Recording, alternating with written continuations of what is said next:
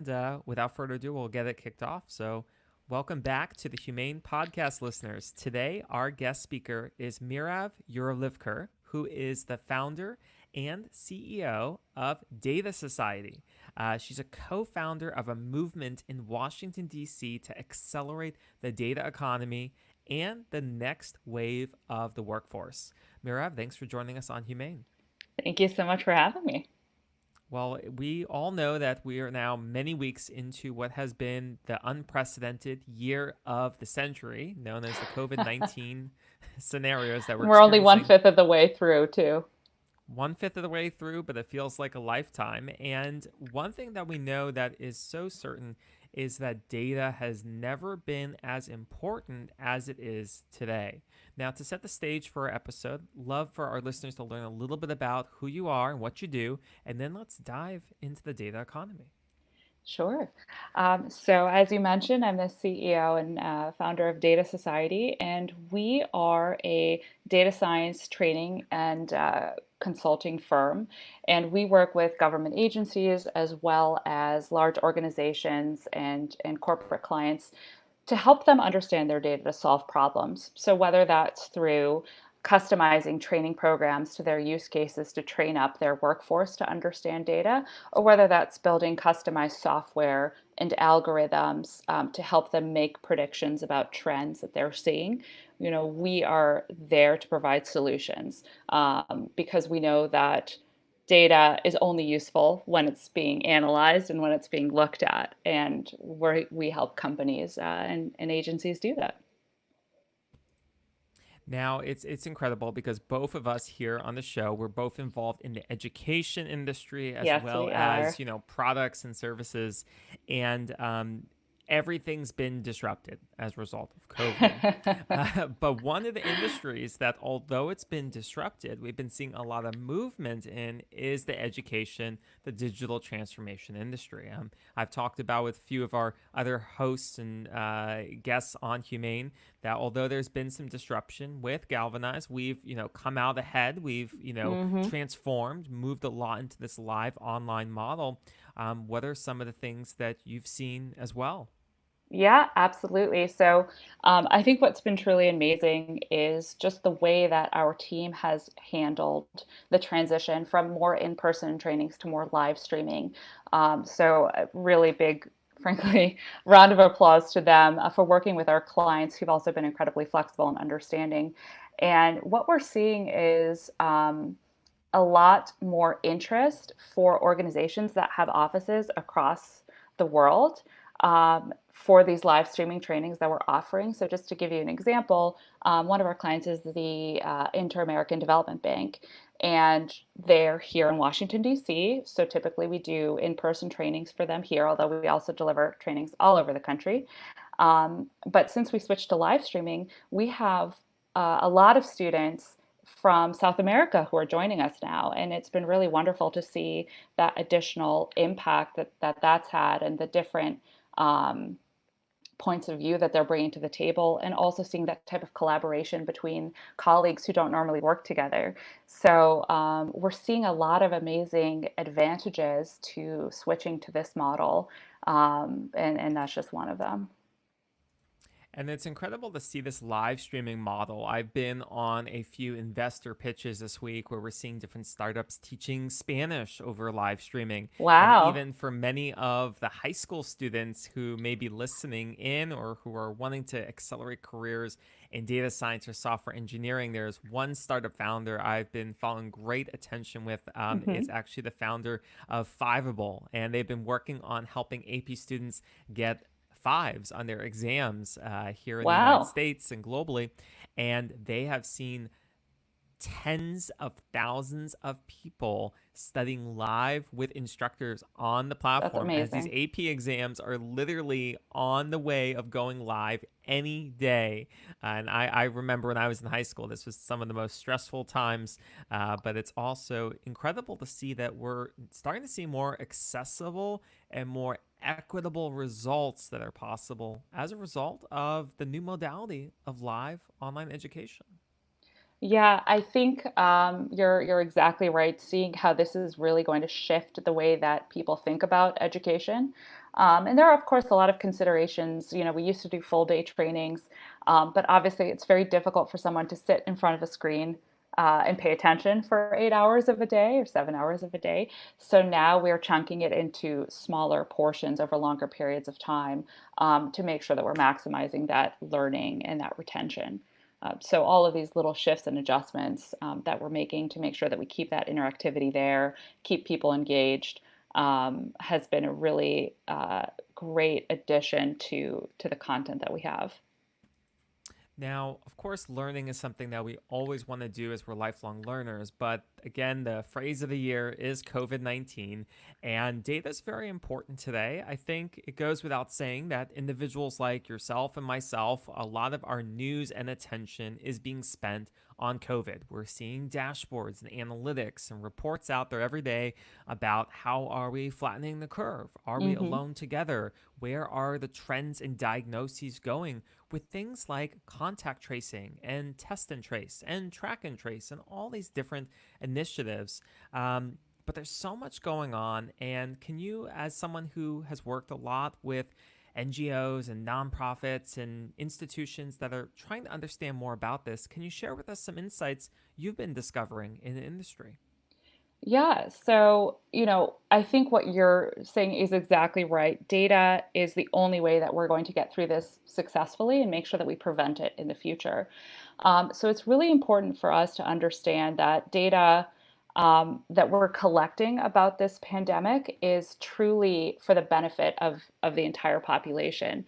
And what I mean by that is when we look at the comparison between, let's say, South Korea and the United States, who both discovered their first COVID patients around the same time, South Korea really went very heavy into the data and they instituted contact tracing and they instituted um, diagnostic tests, at a very high level. And they were able to contain it because they could really quarantine people at a more specific level. Now, it's important to state that, of course, South Korea is a much smaller country than the United States, and it's much more isolated when you think about the borders that are around it. So they did have those advantages. But when we think about the level of testing that we need here in the United States, we're still working up to that as we're seeing. And, you know, what I'll say is that while there's a lot of politics that seems to be involved in this pandemic, it's important to understand that data is apolitical, and it's important to use it in order to inform our decisions. So when we don't have data that we're collecting on it, we're not sure what our real numbers are, right? Like I know that New York City, where you live, had to adjust their number of deaths higher in the middle of April because there were so many they weren't accounting for. These are people that died in their homes. They didn't even make it to the hospital. And we're not sure who those family member, who those individuals infected, where's that contact tracing. So not knowing that can have a huge impact. And just to give you an example, I think it's estimated that about 20% of the people who have been infected with COVID are responsible for something like 95% of cases. So we really are looking at such a contagious disease. And because it's asymptomatic, it's so, so important for us to be able to isolate those individuals as quickly as possible. And the only way we can do that is with the data that we're talking about. So it's really been fascinating to see the level of research that's been done on this, and I think we're going to see a lot of new insights and new protocols that will come out of it. I think it's absolutely critical that we do proper isolation, containment, quarantine processes because another very surprising statistic that came out of New York City from Governor Cuomo was that almost 66% of hospitalizations that we're seeing today in the five boroughs are people who are not essential workers and people who are not out there on the streets. Interesting. It's that perhaps something is going on with cleanliness and sterilization and that these impacts as you're mentioning, maybe someone's going out to the grocery store and that essential worker at the grocery store is asymptomatic and Yeah. everyone's getting this condition thinking that they're safe. So, my hope is that we're able to set up better track and trace processes over time. And I think you hit it best at the start of the episode, Mirav, which is that Apolitical data is what we should be thinking about unbiased data. If we can step away from all the stereotypes, we can think about how ethics and standards can help everyone together advance as an entire society so we can come out ahead from COVID 19. Of course, we're seeing all the unemployment reports and a lot of Yeah. statistics out here that COVID's impacted every part of the economy, but the key to understand is that data can help us identify trends and signals to then determine what does reopening look like? What does protection of different vulnerable populations look like?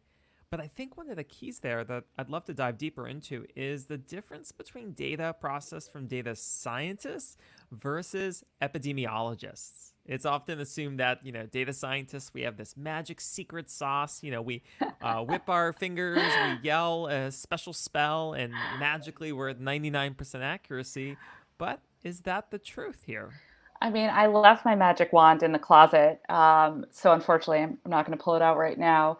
Um, I do think there is a lot of that misconception going around, and in fact, we did a study last year of data scientists and asked them what their biggest pain points were in their workforce, and what we found is that they had a lot of difficulty communicating insights to their managers and to their staff outside of their data science teams because there's not a common data vocabulary, we like to call. And we actually train executives as well as general staff because we want to be able to bridge that gap and facilitate that type of collaboration and communication. Another misconception that a lot of people have is that data science is magic, right? You push a button and all of a sudden you know exactly what's going on. And I'm sure you could also speak to how much time data collection and data cleaning actually takes, right? Usually it's 80% of any data project, and a lot of the data scientists that we surveyed said that there's a lot of frustration on the part of their bosses because they don't understand exactly how time consuming it is to collect that amount of data and then to collect it accurately and make sure that it's clean and ready for processing. Um, One thing that I will say is a key factor to any successful data analytics project is that industry knowledge. And one important factor that epidemiologists have that maybe not all data scientists have is a really deep understanding about the spreads of disease, how diseases are transmitted, what are the key factors and influences in society. And by having that knowledge, and then by building on top of that with an additional data science layer, you're really merging the best of both worlds because they will be able to pinpoint, exactly what they're looking for, and they'll be able to interpret the results in an industry specific way. So I think it's important to collaborate, but also understand, of course, that they're not the same and they're not interchangeable. Yeah, I think that's 100% spot on because the epidemiologist knows so much more about medical and healthcare data, whether it's looking at lungs or understanding different symptoms and how they impact each other, than a Exactly. data scientist who takes a neural network and says, let's find a trend, right? Um, but I think another thing that you shared that was super interesting is about the data preparation, collection, and refinement stage. And we talk a lot about design thinking in both software engineering and data science. But one of the areas that a lot of Americans do not know about is if Apple and Google want to set up this fantastic idea of contact and trace where you install these apps, and we've been seeing some from MIT and now Apple and Google. Well, it doesn't work unless we get a critical mass of people to actually install the apps with their telecommunication providers and their Yeah. devices. If 1 million people, less than a third of a percent of the population do it, how helpful is that going to really be? I mean, I think it could be helpful in terms of extrapolating and modeling some of that, the network effects, right? So there are ways where we can do that to simulate what that could look like on a larger population. I will say, and this is just from my personal standpoint about data privacy, there are some very valid concerns that have come up, right? People do not want to be tracked by by a company without getting certain assurances about how their data will be used. And so it's really important that any app that is released and is supposed to be used by a majority of people in the population, it is very important for us to understand what the data privacy policy is, how our data will be used. Is it going to be kept on servers for years and years and years? Will it be discarded after 30 days? Will it be appropriately anonymized? Because, you know, there are people that, we do have a right to privacy, and there's a lot of information that's already collected on us as is. So I think that aspect needs to be addressed, and I'm sure that leads to some hesitation by people who want to participate in the contact tracing program, but potentially are unsure about what that will lead to in the future in terms of their own privacy. I mean, some of the hesitancies I can see there is from a new show that's been on air the last couple of weeks. For anyone who's been Netflixing and chilling, there's of course always Hulu and chill and Amazon Prime and chill. And there's been the show Uploads, which is all about this future world where you're living and you have no spoilers here at all, but this digital avatar presence or That's digital right. twin, let's call it. And what's super interesting is they have this scene where someone puts on privacy mode, but then it's not really a privacy mode. So, That's right. I think that's what we think a lot about here today. And you should definitely check out the show if you're a listener here. They're short episodes, but they're so futuristic. It's very much about where the world could be. But like, let's ground down into reality where we are today. I mean, I know at Data Society you're working on some phenomenal projects, and you Hmm. have some new initiatives, a new partnership as well that you wanted to announce today. So let's hear what you've been up to. Absolutely. So Data Society, of course, we are focused on helping people, and that's usually helping people with their careers, helping organizations operate more effectively. But obviously, when COVID hit, we saw that this was going to be a massive issue. And we wanted to figure out what the best way would be for us to be able to contribute. And I had an experience recently. I mean, now it's a little while back, where I went into a grocery store and I could only find about half of the products that I was searching for. And I realized that, I'm sure you've experienced this as well. There's no way to know what's going to be at the grocery store until you get there. And right now, on demand delivery services, of course, they are pricier than usual, and they also can take several days. So there's a lot of different implications as to why I wanted to go to the grocery store by myself. And I thought, well, what if we could connect with data inventories from grocery stores and then build an app to be able to share that information with shoppers so that they can check the supplies before they go.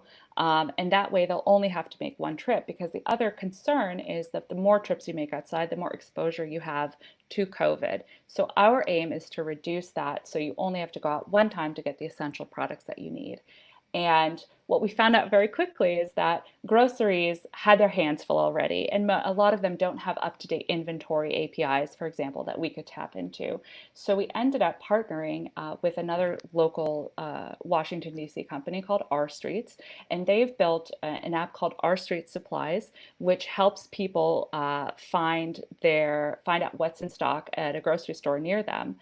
And it's a crowdsourcing app for now. So, just as you correctly noted earlier with contact tracing, it's only useful when people are reporting what's in stock. And you can go and you can see, okay, if I want to go to the grocery store, um, what's been reported to be in stock. And that way I know where to go. So, right now, we are using their data to do some descriptive statistics, and then we'll be going on to some predictive analytics if, when we get enough data to do so. So we're really excited to be able to help people understand what are the trends, when is this most likely to run out, if this store isn't close to you, or if this store close to you doesn't have the supplies that you need, are there other stores within a 1 mile radius that do have the products that you need? Can we recommend that to you? So we're really excited to partner with them and bring in our data analytics expertise to help support their application. I think this is such a thrilling idea because, as someone who's a New Yorker, I host weekly dinner parties with a lot of colleagues, and everyone tells me this store is out of chicken, this store is out of flour, this store is out of toilet paper. And the only way that people discover what's real is actually by asking your friends, oh, I went this week to Trader Joe's, they had it, or I went to this specialty store on this corner and this avenue. But you no longer can call the stores. You can't even go on the websites often. So I think this is a fantastic solution that you're working on to find out, is there the toilet paper and is there the goods? Exactly. Well, thinking of solutions, this is one solution talking about COVID for good and how we can use data to help empower supply chains, which I think is one of the biggest industries that we've seen a lot of disruption, but also a lot of opportunity to digitally transform during the past year. I think there's a lot more that's happening beyond the supply chains. Of course, the educational tech industry, where we both have our hearts near and dear, as Yes. well as the healthcare industry. I wanted to talk a little about the educational industry. We have, for many of our listeners who are listening live or on the recording, here we are, in May, and the monthly jobs report for unemployment recently came out. With the numbers at least 20 plus million in That's right. April, another 5 to 10 million in May. And what was so interesting is when I was reading the report, it was saying something that about 80% of these workers, which is so shocking, I think, and surprising, the statistic that about 80% of them today have not actually been laid off. They've been furloughed, which is a phrase that many Americans don't even know what it means. Like, what is furloughed? Has that even happened in modern history? Like, what does that mean? Can you share some of your thoughts on furloughed workers, the ed tech industry, and what opportunity that can present to many of us? Yeah. So furloughed workers are workers that are still technically employed by companies but are not receiving paychecks. And what's really unique in this situation is previously, when employees were furloughed, they were not eligible for unemployment insurance. But because many, many companies are anticipating this to be a short crunch as opposed to a long lasting effect, they don't want to lose some of their employees by letting them go too soon. So they're furloughing them and, in the hopes to bring them back, assuming that the economy can go in the direction that we want it to. And the government has now stated, hey, anybody who has been furloughed is eligible for unemployment insurance. And what's really good as well about furloughing is they still have access to their health insurance, which is critical, especially at this time. But we're seeing a lot of people who are kind of sitting at home, quarantining, and figuring out, well, what do I do now? Um, Now, what's interesting, I read another statistic showing that about 77% of furloughed workers anticipate going back to work. And I hope that that is true, but we are also anticipating, I know Airbnb and Uber, I think, just said they are laying off about 10-15% of their workforce. And what do we do with the individuals who are now need to think about another career transition? And one of the longer term initiatives that my company is working on is helping prepare those individuals to um, re-enter the workforce with very highly prized data analytics skills. So working through the Department of Labor, for example, or through local governments with job force training, workforce training programs that can help revitalize individuals and again bring that industry knowledge that they already have and have taken years to learn, and then pair it with that data analytics skill set to create something completely new and helps them become more agile in this environment. So that's absolutely something that we're anticipating and preparing for now so that we can, again, support these individuals as they transition. I think that's so important. And if you're anyone listening to the show who has either been laid off or furloughed, this is literally the best opportunity to learn new skills and to digitally transform. And of course, it may not be the first thing on your mind because, of course, you're thinking about bills and your livelihood and your family.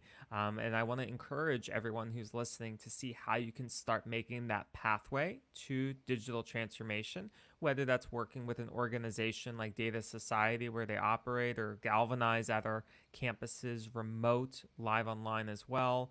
I think it's incredible that we've been seeing some statistics from the government that of the most recent CARES Act package, this was about $300 billion that was passed, about 1% of that, or almost 300 million American dollars, was allocated to workforce initiatives. That means to Yes. cities like New York City, San Francisco, Washington, D.C.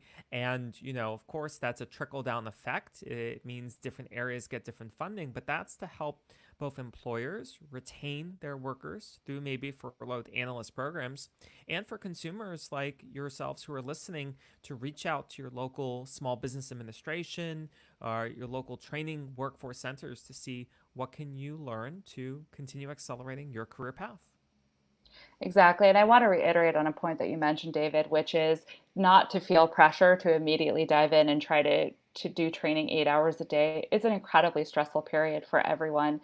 And so it's really important to take care of your mental health first and make sure that you're feeling all right. You're doing what you need to do to stay healthy, because I know there's a lot of expectations right now, like, oh, I'm home. There's so many things that I can do. And I think it's important to note sometimes it's okay to, as you said, Netflix and chill, or Amazon Prime and chill. Um, go for a walk, spend time with family, and find ways to take care of your mental health. Because I think, again, that's an issue that we are going to see much more information about moving forward. And it's one that we at Data Society are mindful of as well. I think one of the keys that you just hit on so well, Merav, is that we need to think about mental health, physical health, and all health in general. And one of the best things you can do during COVID-19 is setting up consistent patterns in your life, or consistent habits. When you would go to the office, you had a routine, and that routine kept you very good, whether that's, on your way to work, on the way home from work, or at your living place. Hmm. But now a lot of people, we can't go to gyms. We don't have the opportunity to, go to parks. And that's transforming life into a digital only society. So it's so Yeah. important that when you're remote, you're able to call a friend, or do a remote yoga class, do a remote fitness class. I mean, I've picked up the Insanity and P90X Beachbody workouts Nice. that I haven't picked up Those are since the intense. early, so intense, and I haven't picked them up since the early 2010s, right? So it's been a long time going to gyms and in-person experiences, but I have been consistent with it. I've been doing it now for almost 6 weeks every day. Wow. So it's definitely, Are you I noticing will, a difference? well, I'll tell you, when you go to college, you think of the freshman 15, you put on 15 pounds. I might be a COVID negative 15 if I keep up with this. And Wow. I hope that for everyone, and I think it's possible, and, I'm even, by the next time some of you see me, I might even have a different hair color, going that far to try new things out. So I encourage people, for your mental health, try out things. Be willing to be creative, because now is that right time. And whether that's just giving you the space to get into the creative arts and cook, or whatever you need to do.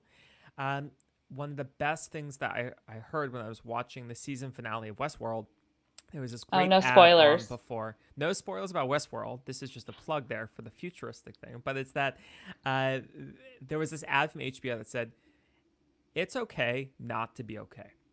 Yeah. Like right now, it's okay not to be okay, and to acknowledge that, and to talk to your friends and family about that. It's so important for mental health. Yeah, and that's I think a really important point as well. It's really okay to not be okay. You can be sad, you can cry, you can get angry. It's important to experience those feelings and express them in a healthy way. And, we're expressing feelings. We're getting very emotional with each other here on air. But beyond that, it's also important to express what work looks like, because now in this time, whether you're one of those 30 million Americans or more that have been impacted by layoffs or furloughs, you might be considering, what does the future of work look like for myself? or if you're a founder or an executive, what does the future work look like for my company or organization? And I want us to dive a little bit deeper into both of those topics so we can see whether some of the predictions, trends that Merav and myself were thinking about. Let's start on the individual. I think that's, again, very important, thinking about each and every person. We've talked about these workforce programs that we think will be up and coming throughout the entire Mhm. United States over the next couple of years. Um, what are some of the predictions that you might be seeing around jobs or industry shifts that you're seeing some early signs that you would encourage people to get on that bandwagon?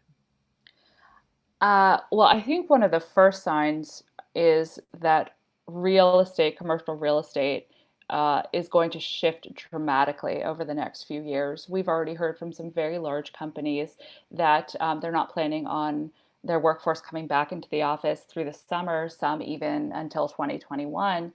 And because they're not seeing a drop in productivity, now there's a lot of questions asking, well, how can we use those dollars better? Does it make sense to have offices? Um, I do think, speaking for myself and speaking to my team as well, we miss being in an office. We enjoy having that type of casual communication that comes out of it. And I think it's very difficult to know what we're missing out on when we're not in the office. So even though the levels of productivity might be the same, there's a lot of intangibles that are very hard to measure that encourage innovation and collaboration that really only occurs in an office space. But I do think there's going to be a lot more work from home jobs moving forward. And I also think there's going to be a big shift towards data literacy. And what I mean by that is an understanding of how to ask the right questions of data, um, understanding what the terminology means, what the potential means, and feeling comfortable to manipulate data, visualize data to a certain extent. And the reason why I think that is because, as we're seeing, it's becoming more important to leverage data on a day to day basis. And this pandemic has really accelerated that. And we're seeing a lot of companies and organizations that we're speaking to who are now thinking through what it would take to train up their workforce in even that base level. So when we're thinking about additional job opportunities, again, there are a lot of areas um, that are now going to be opening up with a focus on data analytics. We're seeing healthcare. I think there's going to be a lot of health insurance companies that will be expanding. Zoom obviously is doing quite well, so I think we're going to see a boom of that type of live streaming technology. I had a really great conversation with a friend of mine yesterday who was talking about how AR, not VR, but AR, augmented reality, is going to become more ingrained in our lifestyles because it's like Pokemon Go, right? It kind of fit in a lot more easily than having a VR headset. So we're going to see a trend, I think, towards that and towards robots delivering our food. Again, that's something that's already happening in test trials across the US. And so we're going to see some little robots that are running around on sidewalks, deliver with our pizzas inside and stuff like that. So I think we're going to see that type of shift. And we're going to see a lot more jobs in that type of automated behavior. I love the scenarios and the simulations that you just explained here, Marav, because AR and VR definitely is having a coming of age moment. Hmm. We talk back to the new Amazon blockbuster show Upload. Again, no spoilers here, but there's a lot of AR and VR in the show. And the use cases are so practical. They are things that once you watch them in the show, you could say, oh, yeah, we don't know exactly the timeline. Is that next year? Is that in 5 or 10 years? But once it gets there, wow, these are so practical. I want this in my life. So I definitely think we can be moving more towards those augmented and virtual experiences. Absolutely, as well, the healthcare industry is going to go through a tremendous acceleration of digital transformation and growth, especially with service. My sister has actually worked a lot in the service industry, predominantly with insurance companies, and is now, embarking on a new journey as well with a healthcare company, one of the largest out there, and Yeah. they are going through tremendous growth at this time. And I think it's not just for this time. I think as populations age, as we move into infrastructure Hmm. where health becomes ever more important to track and trace, it's an industry I see no signs of slowing down. You know, beyond thinking of, as you've shared, those industries, including healthcare, I think as someone who looks at products and startups every week, the industries that I see accelerating beyond healthcare, beyond education, include D2C, which means direct to consumer. So any Hmm. products that are, you go on Amazon or online and you buy this product so you can use it at your home or your work from home area, I think that's going to accelerate. So that could be wearables, that could be, a home hair kit to get hair coloring, that could be a home shaving kit, that could be anything in that space. I think is going to accelerate. I think any products that do enable work from home, just like you shared, you see that trend into mid 2020, maybe even mid late 2021, 2022. Who knows where it's going to go? But I mean, everyone's going to need maybe two monitors at their houses, and they're going to need all these light kits and green screens. I mean, the whole industries are going to accelerate to build these fantastic work from home experiences, accelerated by companies and their innovation departments. So I think we're going to see a lot there as well. I'm most excited about direct to consumer because I think Hmm. that's something that startups have always been trying to accelerate. We've seen it over the years with even traditional products like Casper and Brooklinen, but now we're going to see it more with other tech products. Yeah, and I'll just add on there. I think a huge shift is going to be conferences. That's not something we addressed specifically, but I'm sure you've seen there were many conferences we're planning on attending this year. Obviously, they got canceled, and now the question is who's going to be the big player in the space for virtual conferences, and what will that look like? Because a big advantage is not only being able to travel to a different city, but also meeting other individuals in that industry, and whoever can capture that market first, I think, is going to see quite a bit of growth because what we're seeing is that any big events, concerts, conferences, family gatherings, those will not be back to normal, I think, before mid 2021 at the earliest. And what is the next year going to look like for those types of events? Yeah, I had the opportunity to attend the New York Tech Meetup, which normally is in person with hundreds of people. In fact, it's the largest meetup in the world. Sometimes there's Wow. even 2 to 5,000 people for their annual event. And they just did an online event using some new platforms. I think they're all really interesting. The technology is still very beta. I think a lot of companies are accelerating these remote conferences. But I think you're right. That's going to be a very exciting space to help with collaboration, networking, and so forth. I think beyond that with conferencing as well, we're going to see like what does a remote experience look like? We hear about Zoom fatigue, people getting tired. So is there going to be new mental health tech out there to help people recover, whether those are traditional tech products like Calm and Headspace or other Yeah, new wearables or injectables, or who knows what those products look like. But I think that's going to be ever more important. We've seen the acceleration of live streaming, as you've shared about, Merav, at the start of today's show, not just in education, but with streaming games like Fortnite, and of course, other ones like Apex Legends and all these new games out there where people are having competitions online live. I mean, we've seen even how Magnus Carlsen, the grandmaster mhm. in chess today, has partnered with the chess tournaments to do live online AI, supervised chess tournaments to make sure no one's cheating, but then they get money and prizes. Even now, the AP exams are going online, GMAT's going online. I Yeah, mean, we're seeing how it's all happening. So we could be having, I suspect, a coming of age for digital transformation as a whole. absolutely.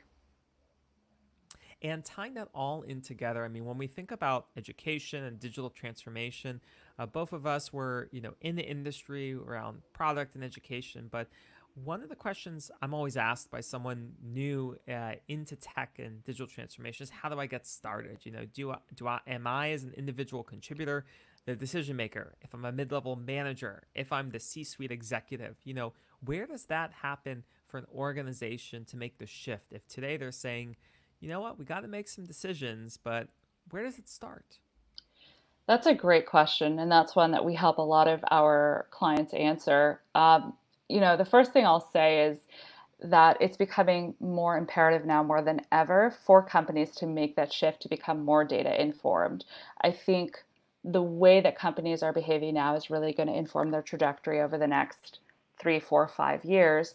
And if you're not starting to plan for this data economy that we're in, it will be like competing. In a race when you're in a rowboat and your competitors are in motorboats. You'll get there eventually, maybe, but you're probably going to spring a lot of leaks. And you're definitely not going to be ahead of that pack. So the question is how to transform from that rowboat and get that motorboat, right? And a lot of that has to do with the ability for an organization to be agile and to empower its workforce to think independently, to ask the right questions, and to be able to solve challenges effectively.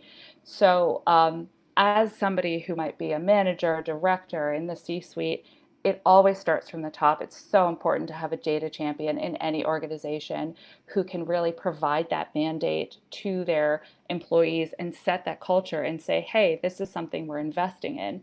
If you come to me with a recommendation, you need to show me the data behind it. You need to be able to prove that you've done your research. So it's not just a gut feeling, but it's also proven by the trends that you're seeing, the statistics that you're seeing. And we love training up our executives and our directors because when we empower them with the right language, with the knowledge of the tools that are out there, with the understanding of how to hire and how to build a data science team, they get very excited. And we see that starting from that top, all of a sudden they want to talk to their data scientists. They want to provide the resources to get new tools and to provide training programs. And so, starting at that level, training up your executives and your managers, and then training up a general staff, even a 1 day workshop of why is data important? How can we use it? How can you as an individual contribute to that? It can help people understand why you don't want to have 100 Excel spreadsheets that live on your computer alone that don't have any references to anything else, right?